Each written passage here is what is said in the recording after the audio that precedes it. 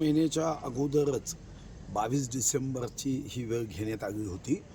याचं उद्घाटन सरसंघचालक मोहनजींच्या हस्ते व्हावं असं स्वर्गीय रतन टाटा यांचा आग्रह व इच्छा होती.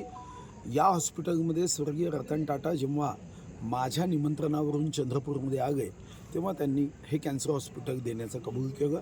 आम्ही एक ट्रस्ट तयार केली मंत्रिमंडळाच्या बैठकीत जाऊन आणि सेक्शन 8 कंपनी करून यामध्ये आता टाटा ट्रस्ट सरकार असं ही ट्रस्ट असून या माध्यमातून 280 कोटी खर्च करून यामध्ये टाटानी काही पैसे दिलेत ट्रस्टच्या माध्यमातून, काही पैसे डिस्ट्रिक्ट मायनिंग फंडमधून दिले.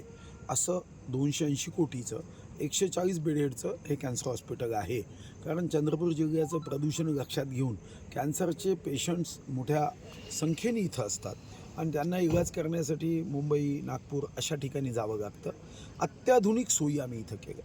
देशातली पहिली हेलियम गॅसचा उपयोग न करता या ठिकाणी असणारी पहिली मशीन, ही देशातली पहिली, ही या टाटा कॅन्सर हॉस्पिटलच्या माध्यमातून आम्ही घेतली आणि या पंडित दीनदयाळ उपाध्याय कॅन्सर केअर हॉस्पिटलमध्ये उत्तमातल्या उत्तम सेवा दिल्या जात आहे.